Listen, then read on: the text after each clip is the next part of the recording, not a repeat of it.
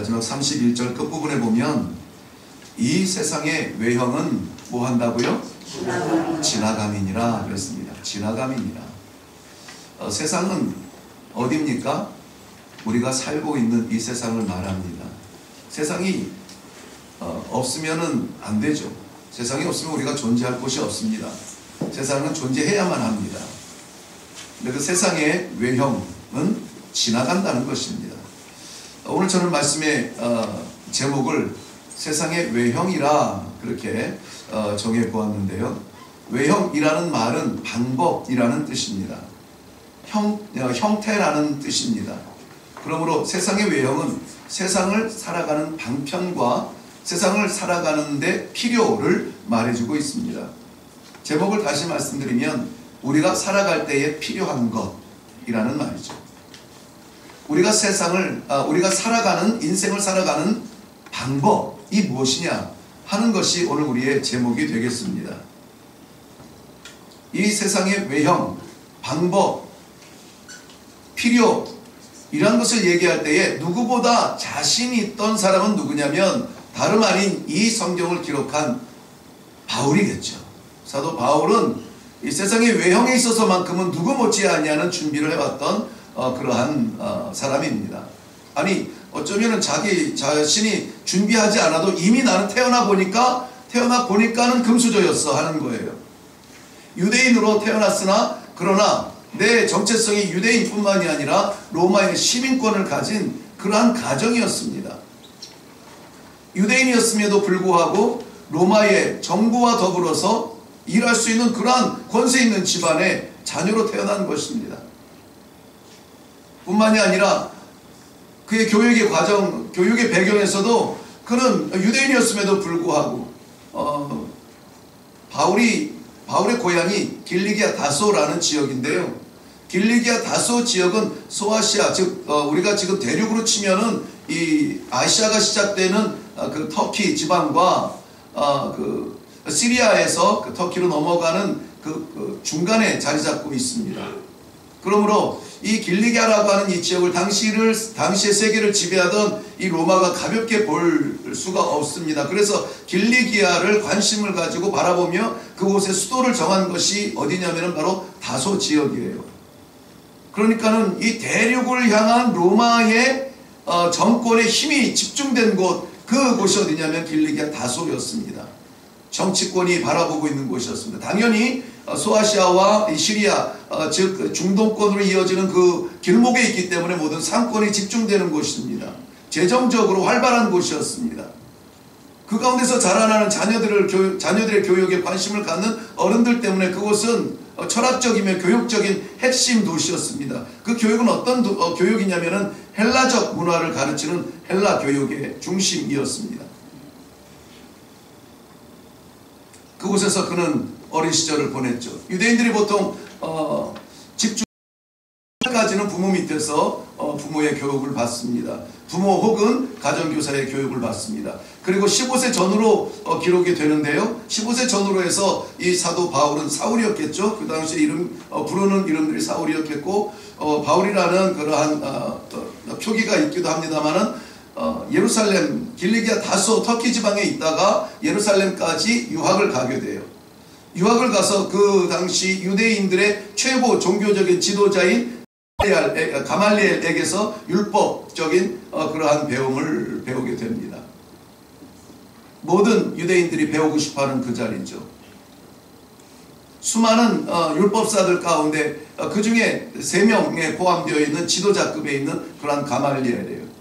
바리새인들과 서기관들이 모여서 종교적인 재판을 하면서 결판을 낸 그 자리에서 저는 죽여야 된다 할 때에도 아무도 나서지 못하는 그 상황에 나아가서 내가 한마디 하지요. 저 사람의 전하는 영이 거짓이거든 금방 우리에게 나타날 것입니다. 그러니 차마 기다리십시다 라고 그러한 바리새인들의 그 종교회의를 막을 수 있었던 그러한 사람 가말리엘 영향력이었습니다. 그런데 그의 제자가 되어서 그에게서 모든 가르침, 율법적인 가르침, 철학적인 가르침, 수사학적인 가르침들을 받았던 그러한 사람이 바로 이 편지를 쓰고 있는 바울인 거예요. 세상의 외형에 외형에 충분히 채워졌던 사람입니다. 그러던 그가 예수님을 바라보니 예수님은 실패자였습니다. 하나님의 축복을 받은 사람이라면, 하나님의 전령자라면 저렇게 살아서는 안 되죠. 당당하게 예루살렘에 입성해서 이 바리새인들과 서기관들과 종교적 지도자들 위해서 가르침을 주어야 그게 능력 있는 사람이죠.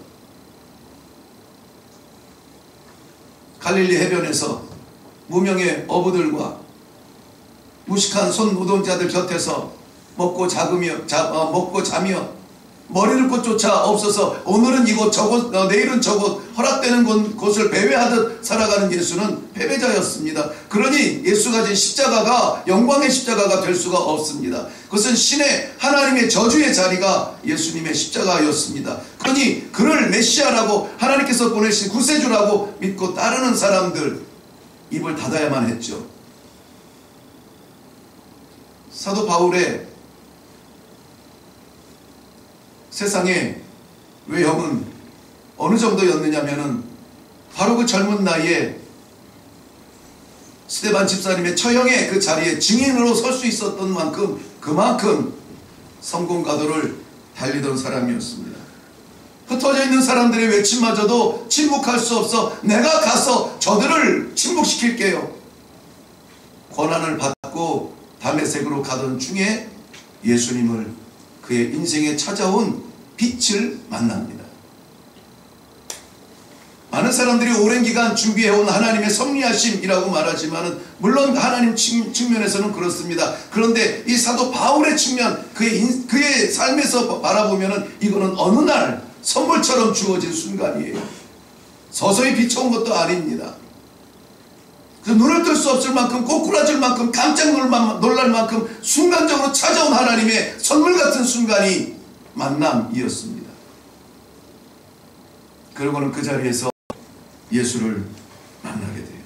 이제까지 자기가 누리며 꿈꾸며 준비하며 잡아오던 그러한 세상적 가치가 예수를 만나고 나니까 너무나 가치가 없는 것들이었습니다. 내가 추구하던 것, 내가 쥐어잡고 오던 것, 내가 바라보고 가던 그 자리가 그렇게 누추한 자리일 수가 없어요. 내가 잡고 있던 것이 그렇게 누추할 수가 없어요. 그는 그것들을 과감하게 다 내려놓습니다. 다 버립니다. 포기합니다. 뒤도 돌아보지 아니하고 떠날 것처럼 말합니다. 이를 배설물처럼 여겼다라고 말합니다. 예수를 만나고 나니까 실패자처럼 보였던 예수가 구세주로 내 마음에 다가와요. 예수님의 말씀이 이 허공을 치는 말이 아니라 내 마음을 치는 말로 받아들이게 되어져요. 예수에 가는 그 길이 실패자의 걸음걸이가 아니라 우리를 구원으로 인도하는 그러한 걸음걸이, 내가 따라가고 싶은 그 자리, 흉내내고 싶은 그 걸음을 걷는 주님으로 변하게 되었습니다. 그러므로 자신있게 담대하게 자신의 간증처럼 하박국서 2장 4절 말씀에 그 말씀을 대언하면서 이렇게 말하는 것이죠. 오직 의인은 믿음으로 말미암아 살리라. 아멘. 살리라. 하늘나라에서 아니 이 땅에서 아멘. 나중에 아니 지금 우리가 살아가는 이 세상에서 믿음으로 말미암아 살리라. 내가 쥐고 있었던 그 많았던 허상들이 아니라 오직 믿음으로 살리라. 누가? 의인이 누굽니까? 하나님께서 불러주신 하나님의 자녀예요. 의인은 의로운 사람이 아닙니다. 하나님이 의롭다 칭해주신 그 사람이에요. 삶이 정의로워서 의인이 아니라 하나님께서 그렇게 인정하신 분이 의인이에요. 오늘 이 시간에 올라와 하나님을 아버지라고 부를 수 있는, 세상 사람들 바라보지 아니하고 하나님을 바라보며 찬송할 수 있는, 찬송의 감격이 있는, 찬송의 뜨거움이 있는 그 가사가 제 이야기입니다. 말할 수 있는 그 사람을 의인이라고 말해요. 그런 사람들이 살아가는 방법은 믿음인 것입니다. 아멘. 사도 바울이 이것을 경험하고도 철저하게 실패합니다. 그렇게 다짐하고 나는 믿음으로 사는 것이지, 내가 준비한 이 배경으로 사는 것이 아니라, 내게 허락된 이 배경으로 사는 것이 아니라 예수 그리스도로 말미암아 나는 죽어도 좋다라고 하는 각오로 살아가던 사람도 복음을 증거할 때에 실수할 수밖에 없었어요.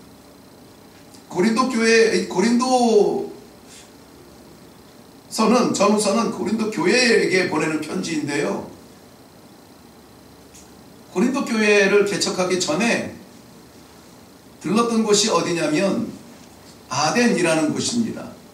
아덴. 소아시아에서 복음을 증거하기를 원하던 이 사도 바울, 제가 요즘에 그 고린도서, 금요일날도 우리는 고린도서를 살펴보았는데요, 소아시아를 향하여서 복음을 들고 나아가던 사도 바울을 막으시고 복음의 길을 막으시고 돌아서서 유럽 땅, 에게를 건너서 유럽 땅으로 건너가게 하신 것은 사도 바울의 계획이 아니라 주의 영, 성령께서 그렇게 하셨다 했습니다.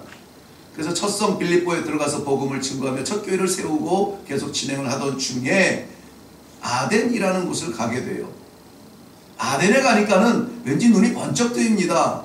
사람들이 웅성웅성 모여있는데 나누는 이야기들이 굉장히 고차원적이에요.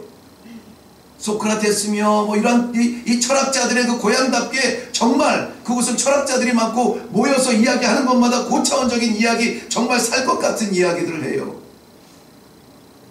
철학적인 배경뿐만이 아니라 거기에는 신전들도 많이 있어요. 철학의 끝은 결국은 이성의 차원을 넘지 못합니다. 이성의 차원을 넘지 못하다 보니까는 철학의 끝은 결국은 우상을 향하게 되어 있어요. 우리가 지금 이미 오래됐습니다만은 한국 사람들의 마음 갈 곳을 잃은 그 마음들을 추스르기 위해서 묵상하는 그런 치유의 그런 공간들이 있었죠. 뭐라고 하죠? 선을 닦고 요가를 하면서 묵상이라고 해요? 명상. 예. 명상이라고 하는 그 주제를 들고 이것저것으로 많이 생겼어요. 사람들이 얼마나 많이 따라다녔습니까? 그런데 거기서 명상은 명상에서 멈추지 않아요. 왜? 우리가 생각하는 생각 그릇이 이 안을 벗어날 수가 없어요. 근데 이 안에서 해결될 것이 인생이 아니라는 것이죠. 그렇기 때문에 여기 넘어서를 바라보는데 명상의 끝은 어디인가요? 결국은 우상이에요. 우상이죠. 아덴의 심정이 그랬어요. 아덴의 삶이 그랬습니다. 이것저것 철학자들이 진리를 선포한다고 말하면서 살아가고 있지만은, 그러나 저들이 다스리지 못하는 갈급한 그 마지막 끝을 어디로 가느냐? 결국은 신전을 향해서 가는 거예요. 지식의 세계가 충만한 곳은 종교적이지 않을 것 같죠? 아닙니다. 그 끝은 결국 종교적일 수밖에 없어요. 내 세계를 넘을 수 있는 것은 종교밖에 없어요.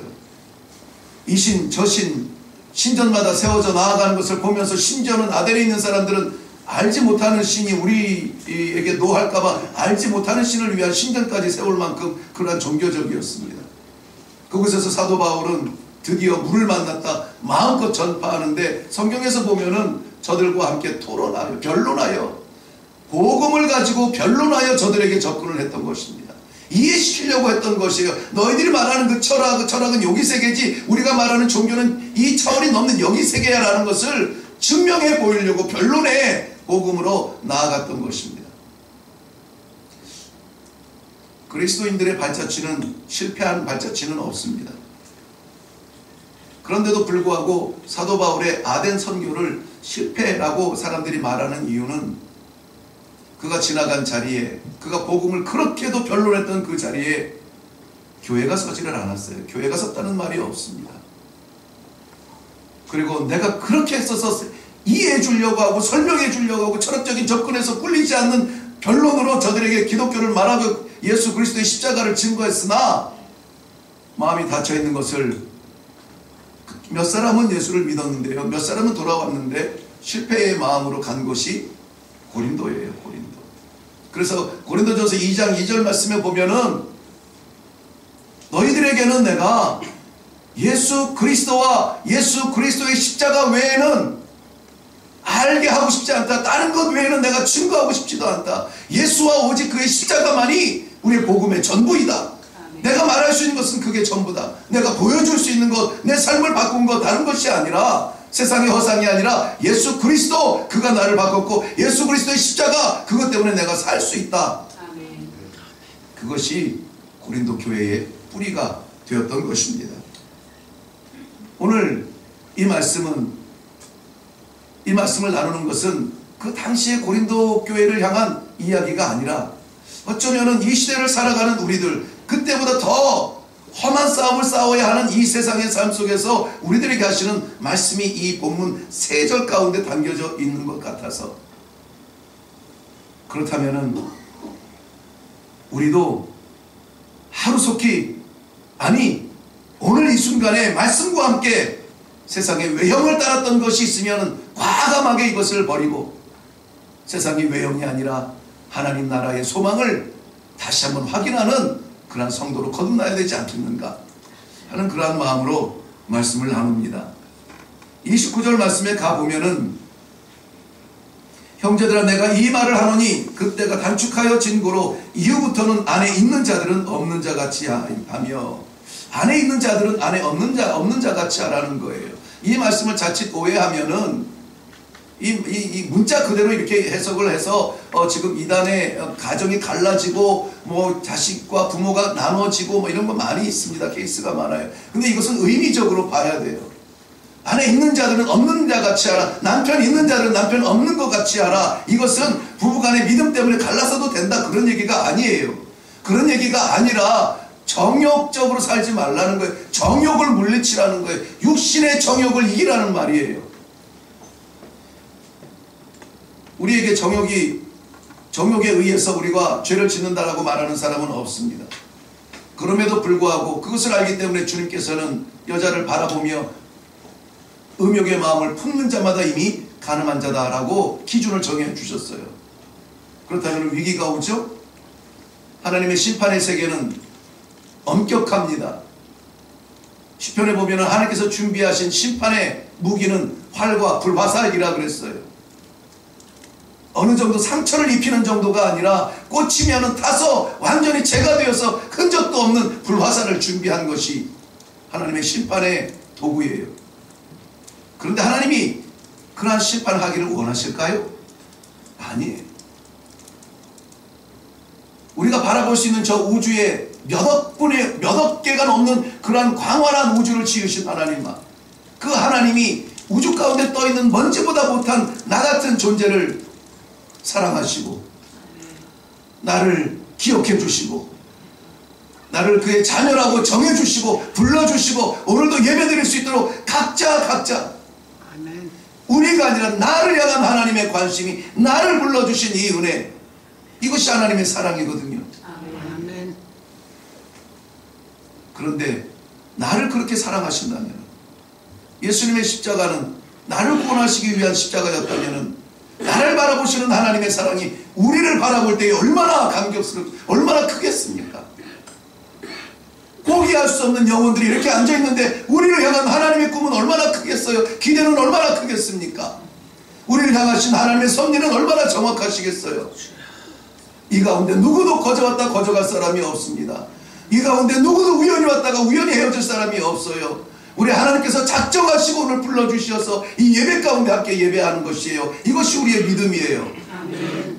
그렇다면은 하나님께서 창조하시고 좋다 참 좋다, 그 하나님의 창조의 세계를 심판하시는 하나님의 마음은 즐거워서 심판하셨을까요? 아니거든요. 그럼에도 불구하고 창세기 6장에 보면은 하나님께서는 그렇게 아름답게 지으신 그 땅, 그렇게 너무나도 귀한 백성들을 물로 심판해야 되는 그 배경이 뭐냐? 하나님의 사람들이, 하나님의 아들들이 사람의 딸들과 더불어서 자기들의 눈에 좋은 대로 모두 아내로 삼은지라. 사람을 바라보면서, 이 사람 저 사람 바라보면서 내 마음에 좋으면은 전부 다 모두 다 아내로 삼았다는 것입니다. 뭐가 잘못된 거예요? 하나님의 결혼의 질서가 무너지는 것입니다. 하나님께서는 숫자의 싸움을 하는 것이 아니라 질서의 싸움을 하세요. 질서를 지켜야 돼요. 하나님께서 정하신 결혼의 질서는 한 사람이 한 사람을 만나 둘이 하나가 되는 것입니다. 둘이 하나가 되어서 사망이 생명을 나누기까지는 하나가 되어 하나님의 뜻을 이루는 것이 가정이라는 질서예요. 그런데 성경 말씀 보면 모든 여자를 아내로 삼았대. 마음에 들면 다 내 거라고 취하는 거예요. 마음에 들면 다 내 거래요. 일부 다처제 허락하실 때도 있습니다. 아니 그렇게 이야기하는 때도 있어요. 왜 뭐 전쟁으로 뭐 나라의 남자들이 다 뭐 많이 잃었을 때 그때는 일시적으로 뭐 이 일부 다처제를 허락했다고 말하기도 하지만은 그러나 엄격하게 말하면은 아니에요. 하나님의 정확한 질서는 일부 일처 첫 번째 세운 질서입니다. 저희가 섬겼던 곳에서도 무슬림 지역이기 때문에 일부 다처제입니다. 처음에는 이상했습니다. 남편이 안 오고 남편이 한 명이고 아내가 많으면 아내들끼리 서로 시기하지 않을까? 아니에요. 필요에 의한 다처였습니다. 그러니까 일을 나누는 거예요. 나 혼자 왜 이 집안 일을 다 해? 나는 부엌일 할 테니까는 누군가는 청소를 해줘야 될 텐데 나 혼자 있으면 그걸 내가 다 해야 되는 거죠. 그러니까는 때로는 이런 이야기도 들어요. 아내가 자꾸 나에게 이렇게 다른 아내를 얻으라고 자꾸 이야기를 한다는 거예요. 자꾸 이야기를 한대요. 아니 부인이 남편 보고 자꾸 다른 부인을 얻으라고 얘기를 한대요. 있을 수 없는 얘기잖아요. 설명을 들어보니까는 나도 고개를 끄덕거리게 되겠더라고요. 하나님 없는 사람은 고개를 끄덕거리게 돼 있어요. 왜냐면은 나 혼자 이 일을 다 하니까 너무 힘들다고. 일을 나눠서 하는 편리성 때문에 일부 다처제가 만연해 있는 거예요.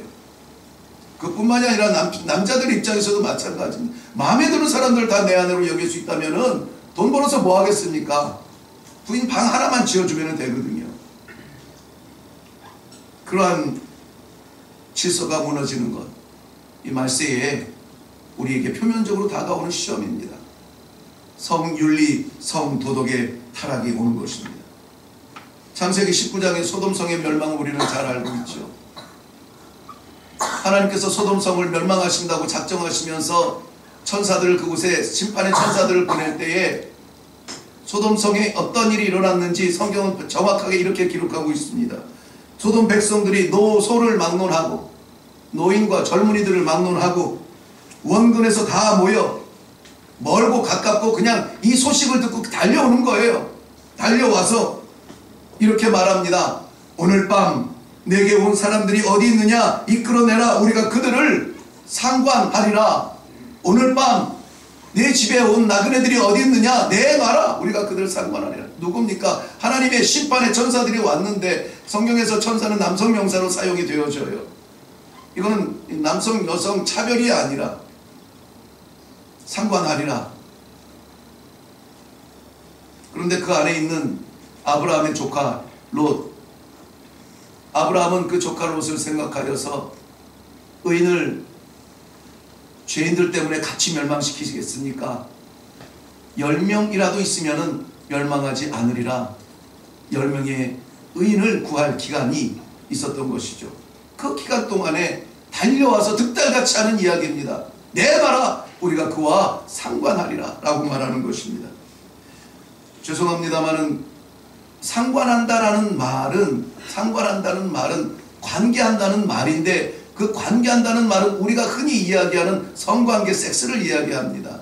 NIV 영어 성경에는 이렇게 기록되어 있어요. We can have sex with them 이라고 되어 있어요. 정확하게 그렇게 표현합니다. 그리고 본문 히브리어를 정확한 단어의 옮김만 다른 번역을 하지 않고 단어를 그대로 번역한 킹 제임스 버전 같은 경우에서도 we may know them 이라고 되어 있어요.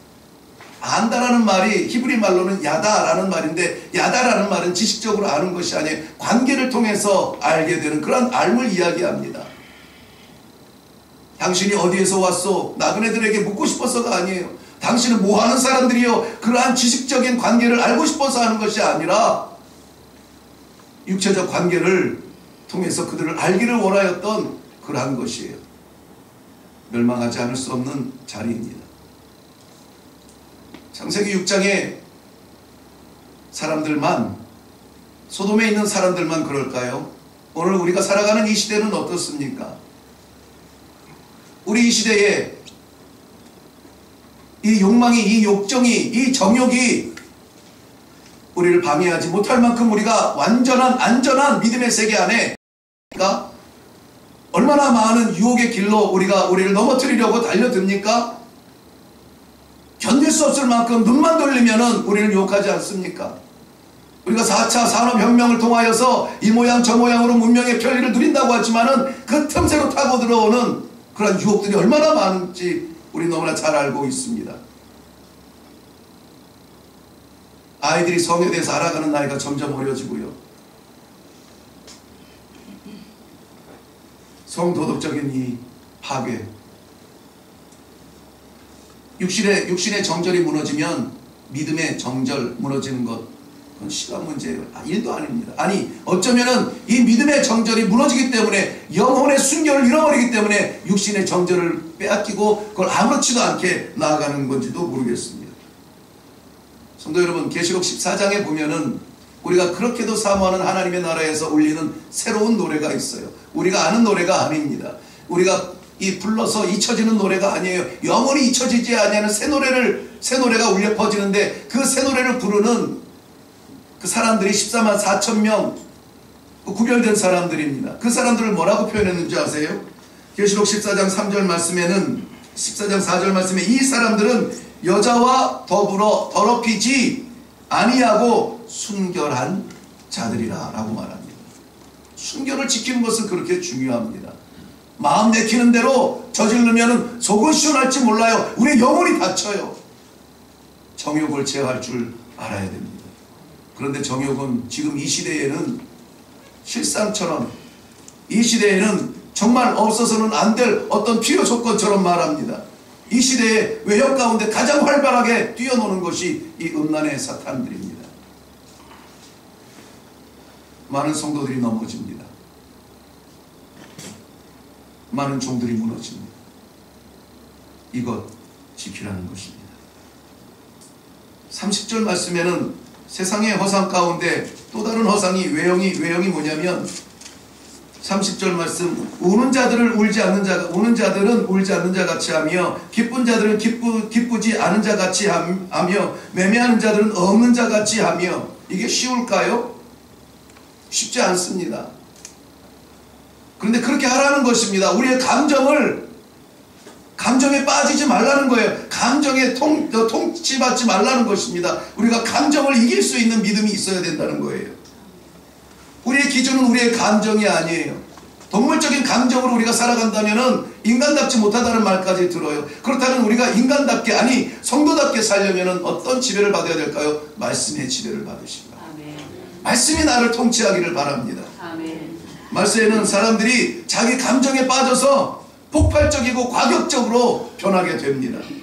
절제하지 않으며 남을 배려하지 않습니다. 철저하게 자기 중심적으로 변해갑니다. 당신이 최고야.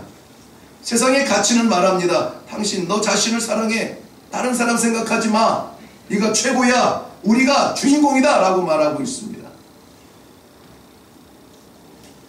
그러나 성경은 분명하게 주인공 되는 사람을 이렇게 이야기하죠. 신명기 30장 15절 이하에는 보라, 내가 오늘 생명과 복과 사망과 화를 내 앞에 두었나니 곧 내가 오늘 내게 명령하여 내 하나님 여호와를 사랑하고 그 모든 길로 행하며 그의 명령과 규례와 법도를 지키라 하는 것이라. 왜 그럴까요? 그리하면 내가 생존하고 번성할 것이요 내 하나님 여호와께서 내가 가서 차지할 땅에서 내게 복을 주실 것이라. 언뜻 떠오르는 땅은 가나안이요 언뜻 떠오르는 복은 지경을 얻는 것인데, 우리는 이 땅을 나라로 이해를 하고 있습니다. 나라, 하나님의 나라에서 외면당하지 않냐고, 하나님의 나라에서 하나님께서 작정하신 그 면류관, 그 복을 받을 수 있는 사람 누구냐? 하나님의 명령과 법도를 따라서 살아가는 사람들입니다. 우리 마음에 원하는 것이 아니라 하나님께서 정하신 뜻을 살아가는 사람들, 그 사람들이 받을 복이라는 것입니다. 사람 간에 죄 짓는 것, 하나님 앞에 죄 짓는 것, 그 모든 범죄는 이 감정의 범죄에서 시작이 되어집니다. 절제 없는 감정대로 살아가면은 반드시 죄에 빠지게 되어 있다는 말입니다. 기분대로 살지 말고, 감정에 패배하지 말고, 말씀에 예민하게 반응하며 말씀이 원하는 바가 무엇인가를 말하고 말씀이 인도하는 길을 따라 나아가기를 원하고 손해보더라도 기꺼이 그 길을 지킬 수 있는 그러한 신앙의 자취가 우리의 고백이 되기를 바랍니다. 아멘. 우리가 내려놓아야 될 세상의 외형 가운데에 이것만큼은 놓지 않고 싶은 것이 있어요. 31절 말씀 보면 세상 물건을 쓰는 자들은 다 쓰지 못하는 자 같이 하라. 있다고 해서 다 쓰는 게 아니라는 거죠. 욕심을 내려놓으라는 것입니다. 욕심에서 자유하라는 것입니다. 이 세상의 외형은 지나가는 것이라고 말씀드렸습니다. 세상에 매여서 살아가는 사람들, 그것에 목숨 거는 사람들을 우리는 이렇게 이해시키려고 합니다. 금요일에도 우리는 잠깐 나눴습니다마는 우리가 쥔 것들, 우리가 잡은 것들, 그것 때문에 목숨 걸 필요는 없어요. 그러면서 보여주는 것은 무엇이냐면은 주머니 없는 수의죠. 주머니 없는 수의. 생각해 보라는 것입니다. 마지막 누운 그 자리에 빈손을 생각하라는 것입니다. 뭐 우리는 그럴 일은 없지만은 하나님 알지 못하는 사람들은 뭐 노자로 쓰라고 해서 뭐 몇 푼을 쥐어주기도 하고 입에다가 뭐 가는 길에 배고프지 말라고 쌀알을 넣어준다고도 합니다만은 얼마나 가치 없는 일들입니까? 빈손, 빈주머니로 간다는 것입니다. 그렇게 인격까지 포기하고 자존심 내려놓고 싸우면서 쥐었던 그 모든 것들이, 그렇게 붙들었던 것들이, 그렇게 간직하고 싶었던 것들이 오래가지 못한다는 거예요. 우리 가운데 고개를 끄덕거리는 분들도 있겠죠. 살아보니 평생 내 건 줄 알았는데 내 거 아니더라. 평생 지킬 줄 알았는데 지킬 수 없더라. 평생 누릴 줄 알았는데 언제 빠져나갔는지 없더라. 많이 주면은 행복할 것 같다라고 아이들은 꿈을 갖습니다만은 정작 많이 쥔 아이들은 행복하지 않아요. 오히려 밤을 뒤척이면서 싸웁니다. 수천억, 수조 원을 물려주어도 이것이 형제의 전쟁의 서론이 되었습니다. 넉넉하지 않아요. 우리의 욕심 그릇은 밑빠진 독이에요.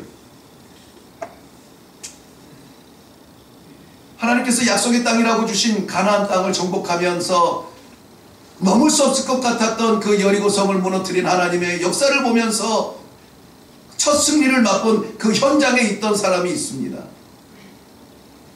모세가 죽고 나서 어디로 가야 될지, 누가 우리의 지도자가 될지 암담한 가운데서 하나님께서 세우신 여호수아를 바라보며 요단강을 건너는 기적을 체험하고 전쟁의 승리를 함께 곁에서 지켰던 사람이 있습니다.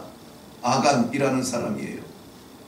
엄청난 기적을 체험하고도 아간은 자신뿐만이 아니라 자기에게 속한 모든 아내와 자식들, 가문의 사람들까지 다 죽게 되었어요. 아니, 짐승까지도 죽게 되었습니다. 왜 그랬을까요? 욕심 때문이죠. 그 역사를 이루신 하나님을 바라보지 못하고 눈에 보이는 작은 것 그거 주겠다고 기껏해야 옷 한 벌, 외투 한 벌, 은 200세겔 따져보면 한 50만원 정도 되는 것, 기껏해야 금 50세겔, 얘는 좀 많은 것 같네요. 생각해보니까 따져보면 한 750만원 되는 정도의 가치, 두 개 합해보면 800만원.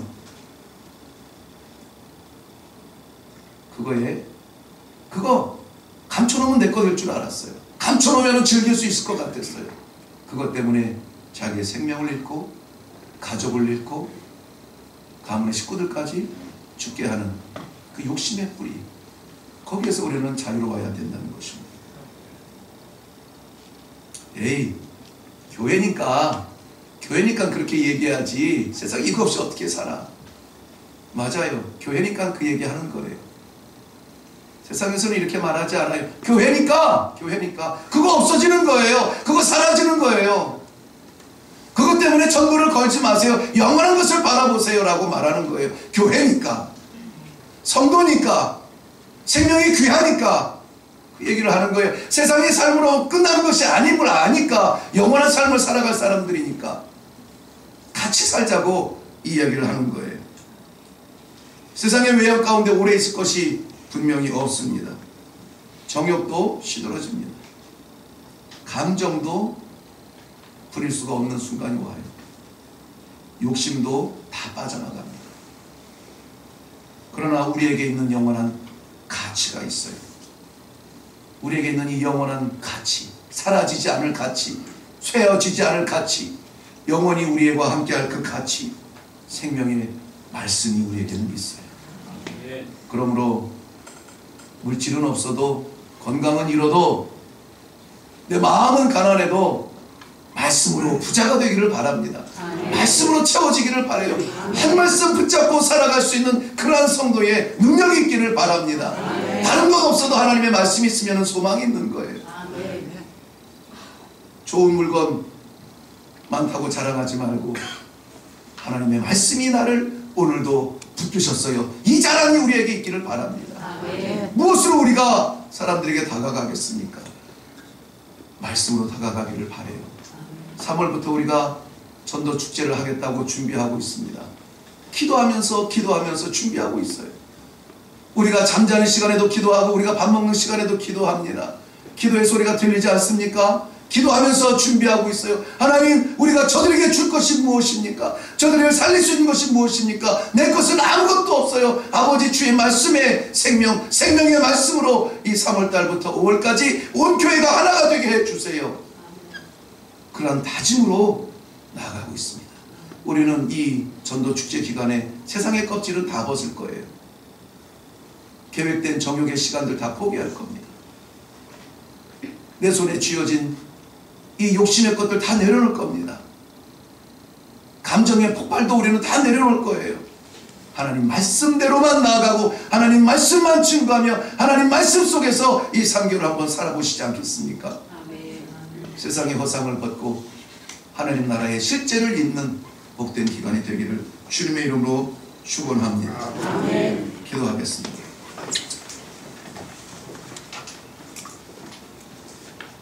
분명히 우리 눈앞에서 번쩍여도 지나갈 것, 세상의 외형을 깨닫게 하시니 감사합니다. 내려놓게 하여 주시옵소서. 영원한 하나님의 말씀 붙들고 감사하며 감격하며 일어나게 하여 주시옵소서. 감사드렸고 예수님 이름으로 기도하옵나이다. 아멘. 우리 다 같이 일어나셔서 말씀을 생각하시면서